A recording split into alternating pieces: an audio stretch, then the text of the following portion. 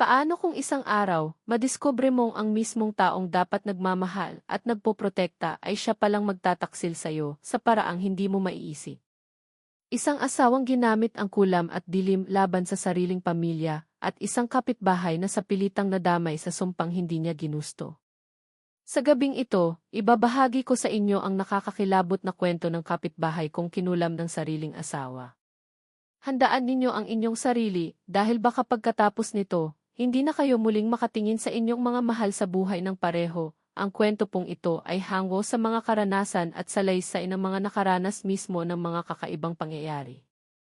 Layunin nitong magbigay aliw at kilabot at hindi hikayatin ang sinuman sa anumang mapanganib o masasamang gawain. Ang mga pangalan at detalye ay maaaring binago upang mapangalagaan ang pagkakakilanlan ng mga tao. Nasa inyo pa rin ang desisyon kung ito'y paniniwalaan o hindi. Sa bawat komunidad, may mga lihim na hindi lahat ay nakikita ng ating mga mata. Sa likod ng mga ngiti ng mga kapitbahay, sa likod ng mga simpleng kwento ng pamilya, may mga anino palang unti-unting bumabalot sa katahimikan ng ating paligid. At kung minsan, ang mismong taong inaasahan mong magtatanggol sa iyo ay siya ring sisira sa iyong katauhan. Isang kwento ito tungkol sa isang kapitbahay, isang taong nabiktima hindi ng iba, kundi ng sariling asawa gamit ang kulam.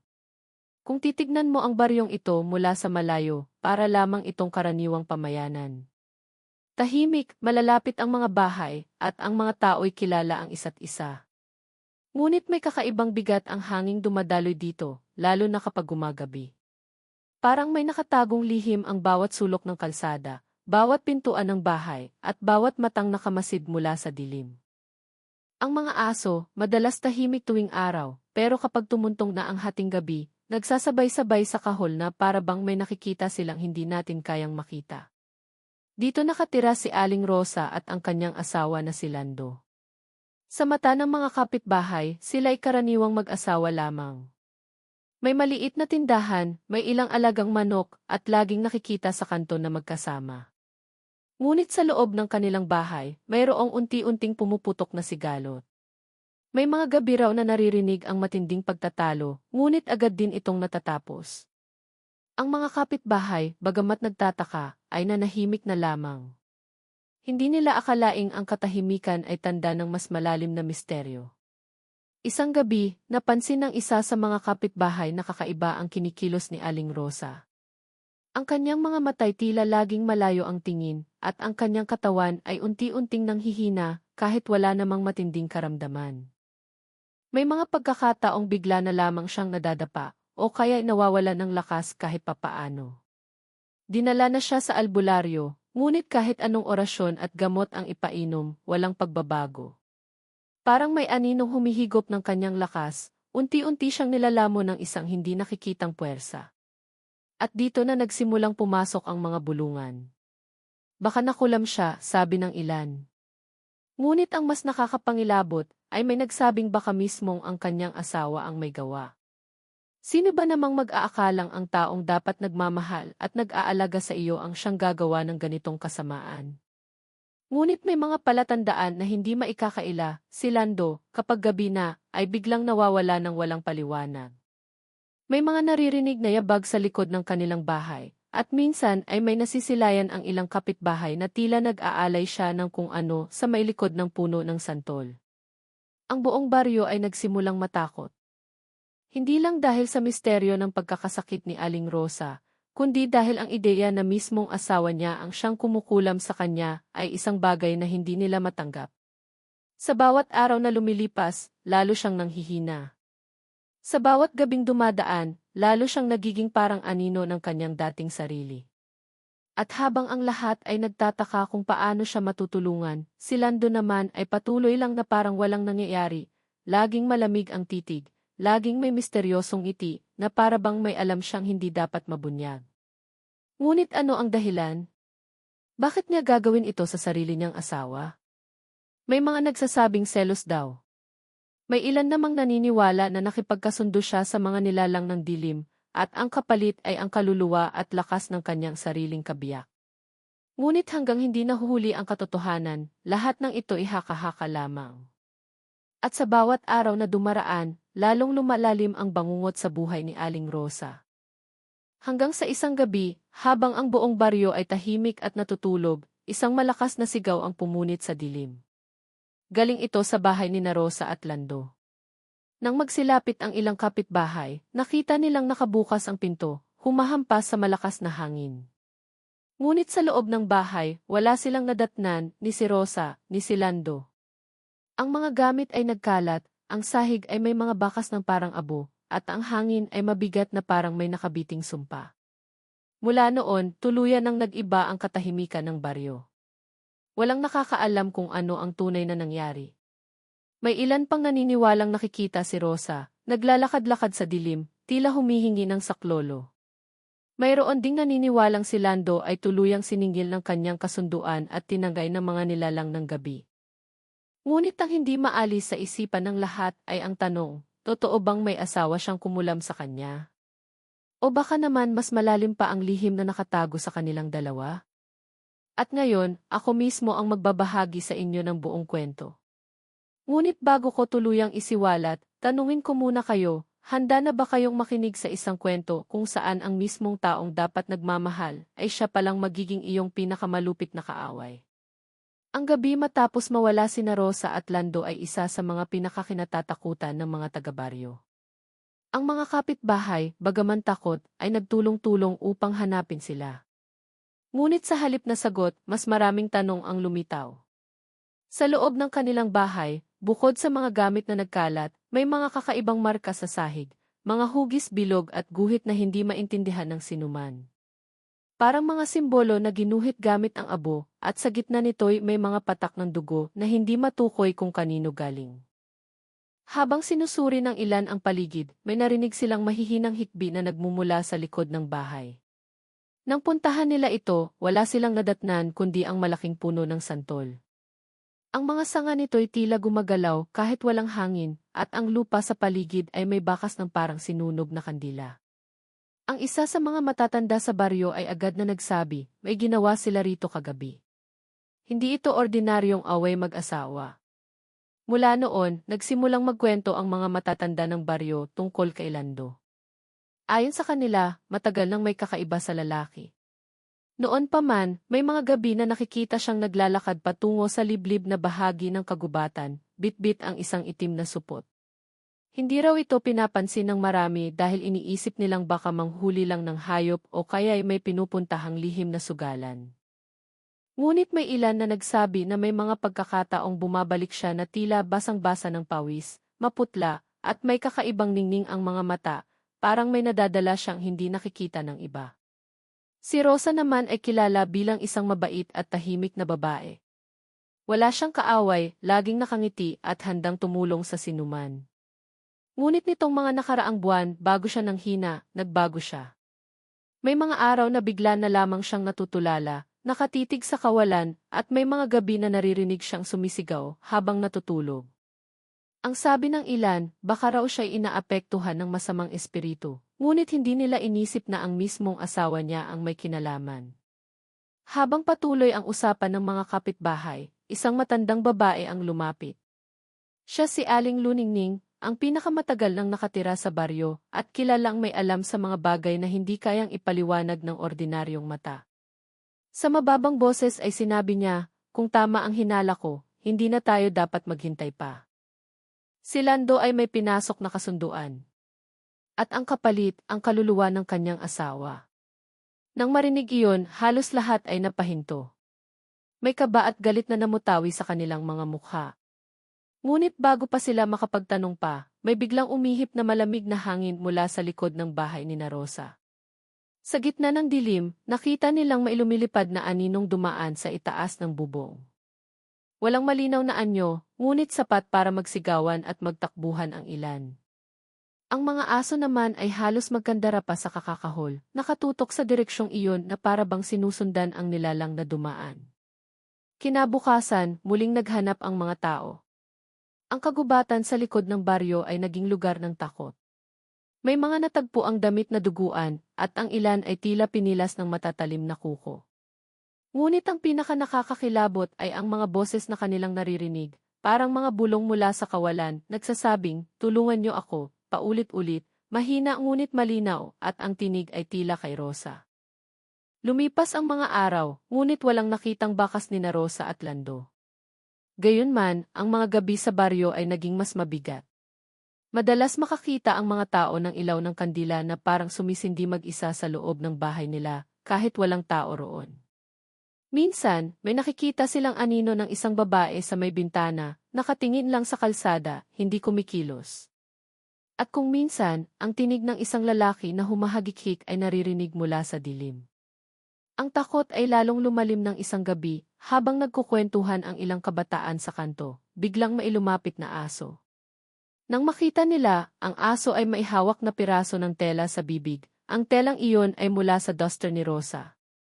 Basang-basa ito ng dugo, at may amoy na hindi nila maipaliwanag, hindi lamang amoy ng dugo, kundi parang amoy ng sinunog na laman. Walang nakakaalam kung ano ang susunod na mangyayari. Ngunit isang bagay ang malinaw, hindi na sila ligtas. Ang sumpa na bumalot kina Rosa at Lando ay parang unti-unting gumagapang sa buong baryo. Ang mga kapitbahay ay natutulog na may kandila sa tabi ng kanilang mga kama, at ang iba'y nagsasabit ng bawang at aswang repellent sa mga pintuan. Ngunit kahit anong gawin nila, hindi nila matatakasan ang malamig na pakiramdam na may mga matang palaging nakamasid sa kanila mula sa dilim. At sa gitna ng lahat ng ito, nanatili ang isang tanong, nasaan na nga ba sina Rosa at Lando? Buhay pa ba sila? O sila'y tuluyan ng biktima ng isang kasunduang hindi na mababawi?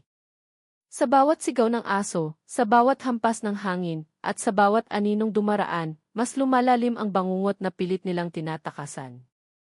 Ngunit paano kung ang mismong bangungot na iyon ay nagsisimula na ring pumasok sa kanilang sariling mga tahanan? Mula nang lumabas ang mga kakaibang pangyayari sa baryo, hindi na muling nagkaroon ng katahimikan ang mga tao. Ang dating simpleng pamayanan ay unti-unti nang napapalibutan ng kaba at pagdududa. Lahat ng pintuan ay nakasara bago pa man lumubog ang araw, at ang mga bintana ay laging tinatakpan ng makakapal na kurtina. Ngunit kahit anong pagtatago, hindi nila kayang pigilan ang pakiramdam na parang may mga matang nakamasid sa kanila mula sa bawat sulok ng dilim.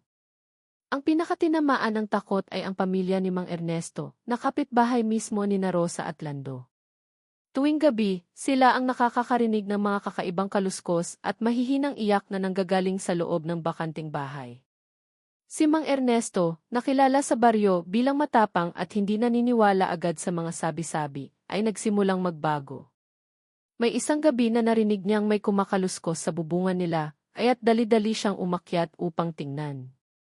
Ngunit nang buksan niya ang bintana sa taas, nakita niya ang isang anino, hindi malinaw kung tao o hayop na nakaupo sa bubong ng bahay ni na Rosa. Nang lingunin siya nito, 2 pulang mata ang bumungad sa kanya bago biglang naglaho. Mula noon, hindi na siya nakatulog ng mahimbing. Tuwing pipikit siya, naririnig niya ang mahinang tinig ni Rosa, parang humihingi ng tulong.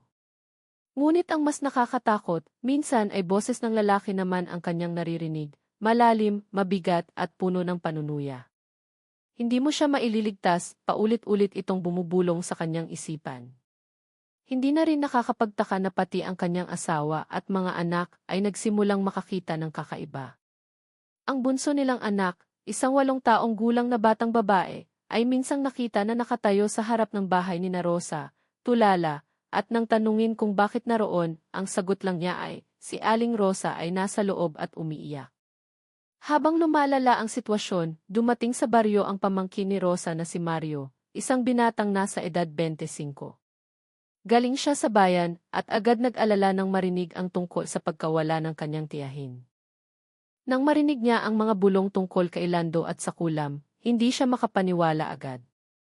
Ngunit nang makita niya mismo ang mga marka at abo sa bahay ng mag-asawa, alam niyang hindi basta-basta ang nangyayari. Si Mario ang nagsimulang magtanong-tanong at maghalughog ng mga bakas. Ngunit sa kanyang pag-imbestiga, mas marami siyang natuklasan na lalo lamang nagpalalim ng takot ng lahat. Sa isang lumang bowl na natagpuan niya sa ilalim ng bahay, may mga gamit na hindi dapat naroon, mga tuyong damo, balat ng ahas, at maliliit na bote ng kung anong likido. Mayroon ding isang itim na notebook na puno ng mga simbolo at orasyon na hindi niya maintindihan. Ngunit ang pinakanakakagimbal ay isang piraso ng lumang litrato ni Rosa, na tinusok-tusok ng mga karayom at nababalutan ng pinatuyong dugo. Dito nagsimula ang kanyang matinding hinala na hindi lamang simpleng away mag-asawa ang nangyari, may mas malalim na ritual na isinagawa ni Lando. Habang sinusubukan ni Mario na ilabas ang mga natagpuan, bigla na lamang siyang nakarinig ng mabigat na yabag mula sa kisam. Nang lingunin niya, walang tao, ngunit ang alikabok ay unti-unting nahuhulog na parang may naglakad sa itaas. Nagmadali siyang lumabas, at sa labas ng bahay ay sinalubong siya ng malamig na hangin at ang tila hugis tao na usok na dumaan sa kanyang harapan bago naglaho. Simula noon, nagpasya siyang hindi na dapat palampasin ang nangyayari. Ngunit habang siya ay mas nagiging porsigido, mas nagiging delikado ang lahat. Dito pumasok ang isa pang sigalot. Si Mang Ernesto, na nooy halos mabaliw na sa takot, ay sinisisi si Mario sa pag-ungkat ng mga bagay na mas mabuting nanatiling nakatago. Ang ilan sa mga kapitbahay ay sumang-ayon dahil simula nang dumating siya, lalo lamang daw lumalala ang mga pangyayari. Ang baryo ay nahati, may mga naniniwalang kailangan talagang hanapin ang katotohanan upang matigil ang sumpa, at may mga naniniwalang ang panghihimasok ay lalo lamang nagdadala ng mas malaking kasamaan. Habang nag-aaway ang mga tao, lalo namang dumadami ang mga kakaibang pangyayari. May mga hayop na natatagpo ang patay sa kalsada, tuyo ang dugo at parang hinigop ang kanilang laman. Ang mga manok ng isang kapitbahay ay nagkakaputol-putol ang pakpak, ngunit walang nakitang tao o hayop na pumatay sa mga ito. At sa tuwing may ganitong insidente, laging may makikitang abo na nakakalat malapit sa pinangyarihan. Si Mario, bagaman takot, ay hindi umatras. Ngunit isang gabi, habang naglalakad siya pauwi mula sa pagtatanong sa mga kapitbahay, bigla siyang nakaramdam na may sumusunod sa kanya. Nang lingunin niya, wala siyang nakita. Ngunit habang binibilisan niya ang kanyang hakbang, naririnig niya ang tunog ng paa na sumasabay sa kanya. Hanggang sa biglang may malamig na kamay na humawak sa kanyang balikat. Paglingon niya, wala siyang nakita kundi isang malabong anyo ng babae, nakalugay ang buhok at halos walang mukha. Ngunit naririnig niya ang pabulong nitong tinig, huwag ka nang magtanong, huli na ang lahat. Ang baryo, na dati puno ng tawanan at kasiyahan, ay ngayon naging isang lugar ng bangungot. Ang mga kapitbahay ay hindi na nagtutulungan, bagkus ay nagdududa at nag-aaway. Ang takot ay hindi na lamang sa mga anino at tunog, kundi pati sa isa't isa. At habang lalong lumalalim ang gabi, ang mga tanong ay dumadami. Sino ang talagang kalaban nila? Ang aninong bumabalot sa baryo, o ang mismong taong iniisip nilang kakampi? Ang mga gabi sa baryo ay tuluyan ng naging isang bangungot na walang katapusan. Hindi na lamang mga bulong at anino ang gumugulo sa mga tao, ngayon, malinaw na nila itong nakikita at nararamdaman. At para kay Mario, ang pakiramdam na siya'y palaging sinusundan ay naging bahagi na ng kanyang bawat paghinga. Hindi na siya makatulog ng mahimbing dahil tuwing ipipikit niya ang kanyang mga mata, nakikita niya ang mukha ni Rosa, maputla, walang buhay ang mga mata, at tila may gustong sabihin, ngunit hindi makapagsalita. Isang gabi, habang nakaupo siya sa silong ng bahay ni Mang Ernesto, bigla siyang nakarinig ng matinding hampas mula sa bakanting bahay ni Rosa. Kasunod nito ang ingay ng mga bintanang tila sabay-sabay na bumukas at nagsara, kahit wala namang hangin. Ang ilan sa mga kapitbahay ay sumilip mula sa kanilang mga bintana, nanginginig at natatakot, ngunit walang naglakas loob na lumapit. Si Rosa iyon, bulong ng isang babae na halos hindi makapagsalita sa takot. Sa kabila ng panginginig ng kanyang tuhod, pinilit ni Mario na lapitan ang bahay.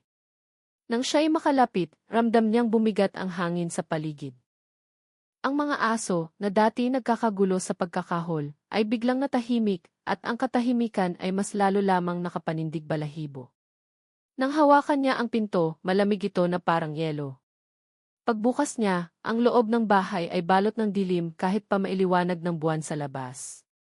Ang sahig ay puno ng abo, at sa gitna ay may nakaukit na bagong simbolo, mas komplikado, mas nakakatakot, at may kumikislap na parang dugo sa mga gilid. Habang nakatayo siya roon, bigla niyang naramdaman ang malamig na hangin na dumaan sa kanyang bato. Paglingon niya, may nakitang anyo sa sulok ng kwarto, isang babae, nakayuko, mahaba ang buhok, at dahan-dahang gumagalaw papalapit. Tiyahin, mahina niyang tawag, umaasa na si Rosa iyon. Ngunit nang mag-angat ng mukha ang nilalang, wala itong mata at ang bibig ay nakanganga na parang walang katapusan. Mabilis siyang umatras, ngunit bago pa siya makalabas, isang malakas na tinig ang sumigaw sa kanyang isipan, hindi ka na makakatakas. Tumakbo siya palabas ng bahay, hingal na hingal at halos mabuwal sa kalsada. Ngunit sa kanyang pagtakbo, napansin niyang ang buong baryo ay tila nag-iba ang itsura. Ang mga bahay na dati makukulay at buhay ay ngayon ay parang mga guho, madilim at puno ng mga aninong gumagalaw sa loob. Ang mga puno ay tila may mga nakabitin na anyo, at ang mga aso ay wala na, napalitan ng katahimikan na nakakasakal. Naramdaman niyang parabang nailipat siya sa ibang lugar, isang dimensyon ng mismong baryo nila na sinakop ng dilim. Nagsimulang sumabay ang mga kapitbahay sa kanyang takot. Ang ilan ay nagsisigawan, ang iba'y nagdarasal, at ang iba'y nagsusuntukan dahil sa sobrang tensyon. Ang baryo ay tuluyan ng nahati sa gulo. Si Mang Ernesto, na dati pinakamatibay sa lahat, ay halos mabaliw. Pinagmumura niya si Mario, sinisisi sa lahat ng nangyayari. Kung hindi ka nakialam, hindi lalala ang sumpa, sigaw niya habang pilit na hinahatak si Mario. Ngunit bago pa man sila magtalo ng husto, isang nakakatakot na tunog ang pumunit sa hangin, parang libo-libong tinig na sabay-sabay humahalakak. Mula sa bakanting bahay ni Rosa, unti-unting lumabas ang makapal na usok, gumagapang sa lupa, at dahan-dahang pumapalibot sa mga tao. At mula sa loob ng usok ay lumitaw ang mga anino, hindi malinaw kung tao, hayop o nilalang. Ang kanilang mga matay kumikislap at ang kanilang mga katawan ay tila baluktot, parang hindi na kayang maging tao muli. Ang lahat ay nagsisigawan, nagsitakbuhan, ngunit saan man sila pumunta, laging may aninong humaharang. Si Mario, bagaman takot na takot, ay pinilit manatili sa kanyang katinuan. Ngunit habang tumatakbo siya, muli niyang narinig ang boses ni Rosa. Mario, tulungan mo ako't mahina, malapit, parang nasa mismong likuran niya. Nang lingunin niya, nakita niya itong nakatayo, maputla, hawak ang kanyang kamay, ngunit ang mga mata nito'y nagliliyab sa pula. Tulungan mo ako, ulit nito, ngunit ang ngiti sa labi ay masyadong malamig, masyadong hindi siya. Napaatras si Mario, nanginginig, hindi alam kung siya ba ay dapat tumulong o tumakbo palayo. At habang lahat ay nagkakagulo, nagsimula ang lupa na umuga. Ang mga dingding ng mga bahay ay nagbibitak-bitak, at ang mga ilaw ng mga lampara ay isa-isang namatay. Ang dilim ay naging ganap at ang tanging liwanag na natitira ay mula sa mga matang nakatingin sa kanila mula sa kadiliman. Ang baryo ay tuluyan ng binalot ng bangungot. Wala nang ligtas na lugar. At sa puso ni Mario, unti-unti nang lumilinaw ang katotohanan na ang sumpang bumalot sa kanyang tiyahin ay hindi lamang para kay Rosa, kundi para sa kanilang lahat. Ngunit paano tatakasan ang isang bangungot na hindi mo alam kung saan nagsimula at hindi mo rin alam kung paano matatapos? Ang sigaw ng mga tao ay patuloy na pumupunit sa gabi habang ang baryo ay halos lamunin ng dilim. Si Mario, hingal na hingal, ay hindi na alam kung saan tatakbo. Ang usok at anino ay pumapalibot sa kanya, at ang mga mata ng mga nilalang ay tila laging nakatutok sa bawat galaw niya. Ngunit ang pinaka-nakakakilabot ay ang anyo ni Rosa na nakatayo pa rin sa harapan niya, hawak ang kanyang kamay, nakangiti ng malamig. Sa unay inisip niya na ito'y kaluluwa ng kanyang tiyahin, nananabik na mailigtas. Ngunit habang mas tumatagal ang pagkakatitig niya sa mga pulang mata nito, mas malinaw niyang nakikita, hindi ito ang Rosa na kilala niya. Biglang nagbago ang boses nito, mula sa mahinahong pagsusumamo ay naging mabigat at puno ng panunuya. Akala mo'y makakatulong ka? Hindi ka naiba sa iba, ikaw din ay aalipinin. Nang bumitaw siya sa kamay nito, nakita niyang nag-iiba ang balat ng nilalang, tila natutunaw at nagiging parang uling, ngunit sa ilalim nito ay may mas nakakatakot pang mukha na unti-unting lumilitaw. Hindi ito si Rosa. Isa itong nilalang na ginamit ang anyo ng kanyang tiyahin upang linlangin siya. Habang siya'y nakatulala sa natuklasan, biglang bumukas ang lupa sa gitna ng baryo. Mula roon ay may umangat na bagay na parang bowl na bakal, nangingitim at may mga simbolong kumikislap. Ang mga anino'y tila nagsasayaw sa paligid nito, at sa bawat pag-ikot, mas lumalakas ang kanilang halakhak. Dito natanto ni Mario ang isang bagay na hindi niya inaasahan, ang sumpa ay hindi nagsimula kay Rosa. Hindi siya ang tunay na biktima. Ang sumpa ay nagsimula kay Lando at ang buong baryo ang kabayaran. Isang matinis na tinig ang umalingaw mula sa dilim, kayo ang alay. Nang lingunin niya, nakita niya ang isang figura na dahan-dahang lumilitaw mula sa usok, si Lando. Ngunit hindi na ito ang dating anyo ng lalaki. Ang kanyang balat ay puno ng punit at sugat, ang kanyang mga mata ay nagliliyab, at sa kanyang mga kamay ay maihawak na tila piraso ng lubid na gawa sa buhok ng tao. Si Rosa ang una pero kayo ang susunod, sigaw nito habang naglalakad papalapit. Ang mga tao'y nagsitakbo, ngunit walang nakatakas. Ang paligid ay para bang nagbago ang hugis, hindi na sila nasa parehong baryo, kundi nasa isang kulungang nilikha ng dilim. Ang mga bahay ay nagiging mga aninong tor, ang mga puno ay nagiging mga kamay na pilit kumakapit sa sinumang dumadaan. At sa gitna ng lahat ng ito, si Mario ay nakatayo, natataranta, hindi alam kung lalaban o susuko. Ngunit ang pinakamatinding dagok ay dumating nang marinig niya ang isang tinig mula sa sarili niyang ulo, hindi boses na nilalang, kundi ng kanyang sariling tiyahin. Mario, ako ang dahilan. Patawad. Halos mabingi siya sa rebelasyong iyon. Paanong si Rosa mismo ang may kasalanan? Sa muling pagsilip ng mga alaala, naalala niya ang mga kwento ng matatanda, na bago pa man sila mag-asawa ni Lando, si Rosa ay nakipagkasundo na rin upang mapanatiling buhay ang kanilang pamilya sa kabila ng kahirapan. Ngunit ang kasunduan ay hindi natupad ng buo, kaya't siya mismo ang naging pang-akit upang madala ang asawa niya sa mas malalim na dilim. Ngayon, mas malinaw kay Mario, hindi lamang biktima si Rosa, isa rin siyang dahilan kung bakit nakagapos ang baryo sa sumpa. Ang tanong na bumabalot sa kanya, ano ang kanyang gagawin? Paano mo pipigilan ang isang bagay na nagsimula sa sariling dugo ng iyong pamilya? Habang ang mga nilalang ay papalapit na, si Mario ay tuluyang napaluhod, hawak ang kanyang ulo, halos mawala ng pag-asa. Sa bawat sulok ng kanyang paningin, may mga mata, may mga ngiti, may mga kamay na pilit aabot sa kanya. Wala na siyang matatakbuhan. At ang tinig ni Lando ay muling umalingaw, mas malakas, mas matalim, hindi ka makakatakas, Mario. Isa ka sa amin. Ngayon, ako'y may tanong para sa inyo, mga nakikinig. Kung kayo ang nasa sitwasyon ni Mario, kung ang mismong dugo ng inyong pamilya ang dahilan ng sumpa, ano ang gagawin ninyo? Lalaban ba kayo o susuko na lamang sa dilim? At higit sa lahat, sa tingin nyo ba, may pag-asa pang makaligtas si Mario? Ang paligid ay unti-unting bumalot sa bangis ng dilim. Ang mga sigaw ng mga kapitbahay ay nagiging alinggaw na tila mula sa kailaliman ng lupa, habang ang hangin ay mabigat at amoy asupre. Si Mario ay halos mawalan na ng pag-asa, ngunit sa kaibuturan ng kanyang dibdib ay may mumunting apoy na nag-udyok sa kanya na huwag basta magpatalo. Hindi ako magiging isa sa inyo, bulong niya, halos nanginginig ang boses. Ngunit sa harapan niya ay nakatayo si Lando, may apoy sa mga mata, tangan ang lubid na gawa sa buhok ng mga pinaslang. Sa tabi nito'y ang anyo ni Rosa, kalahating tao at kalahating halimaw, nakangisi habang unti-unting lumalapit. Ang mga anino sa paligid ay nagsimula ng bumuo ng bilog, para bang nakapaligid sa kanila ang libo-libong nilalang na naghihintay ng pagsisimula ng isang ritual.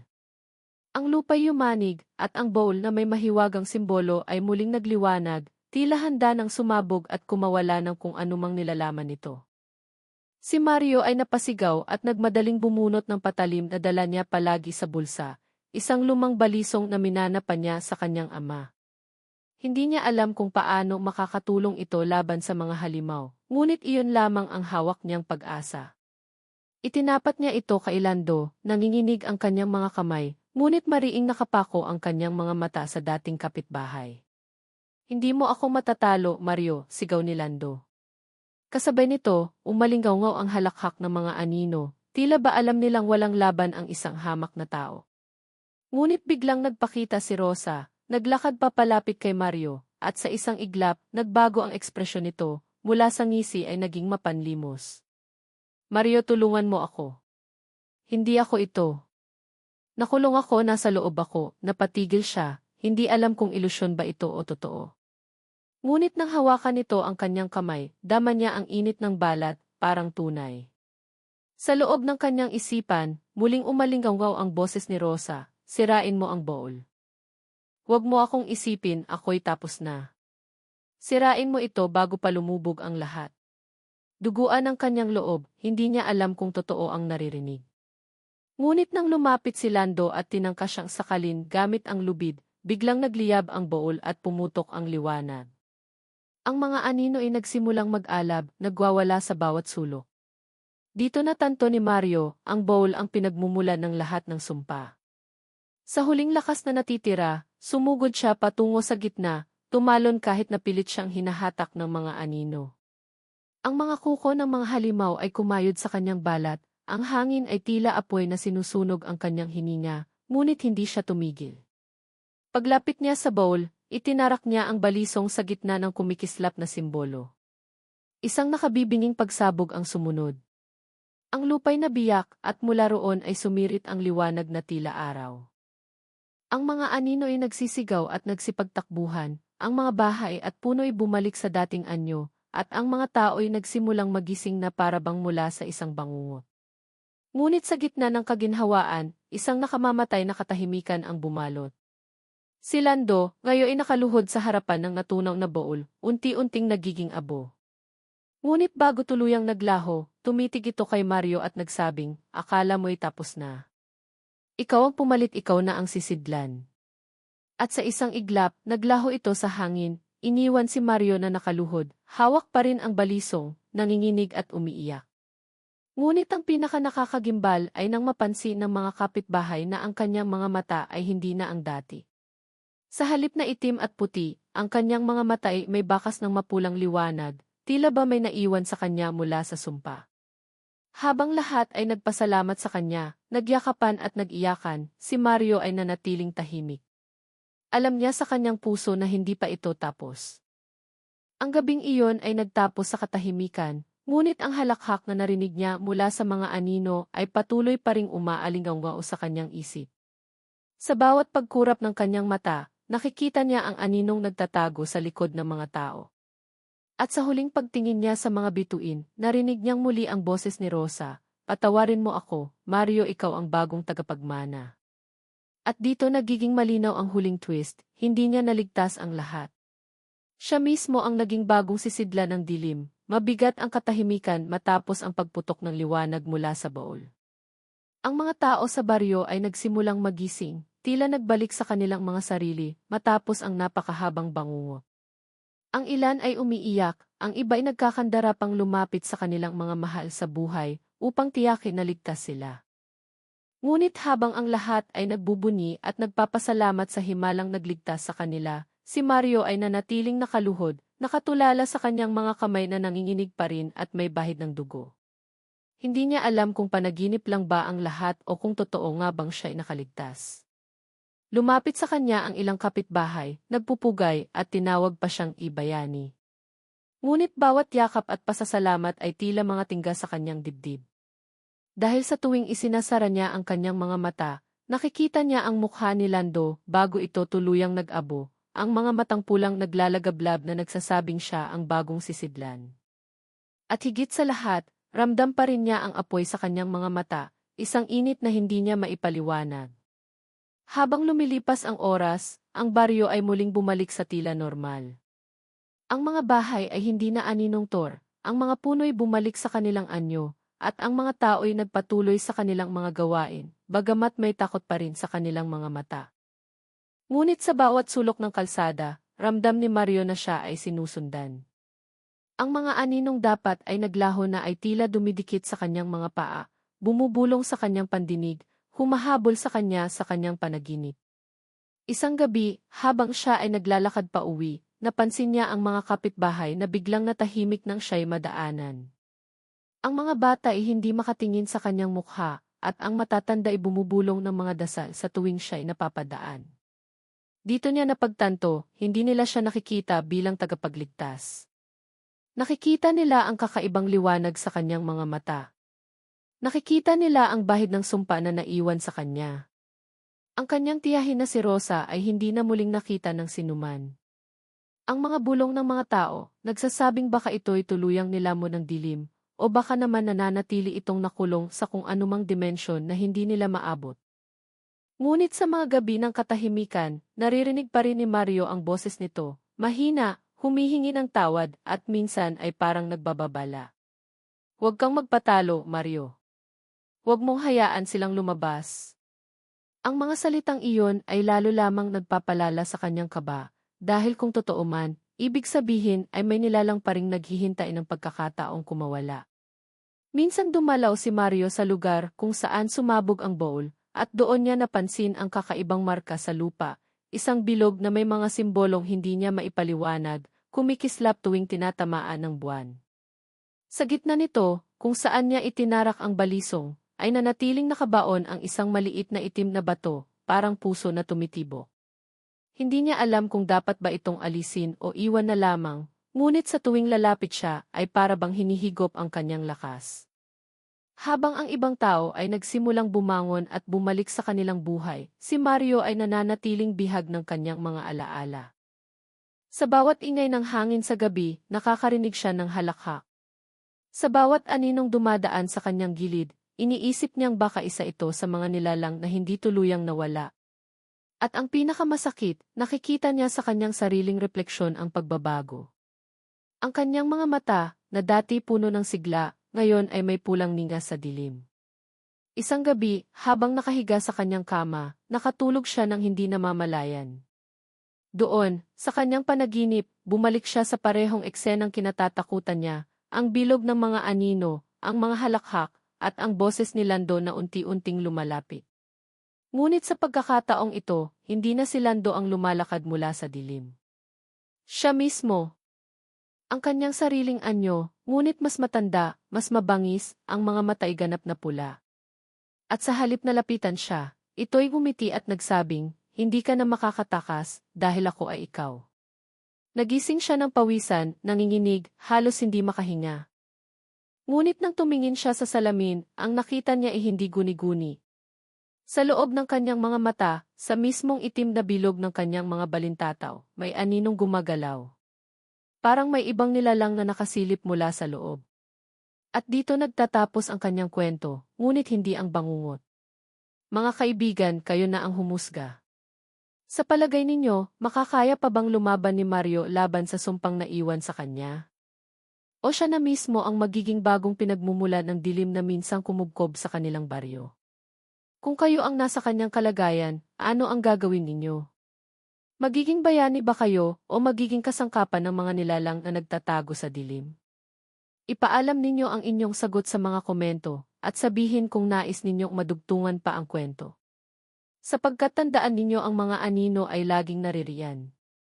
At minsan, hindi nila kailangang pumasok sa inyong bahay dahil baka nasa inyo na sila.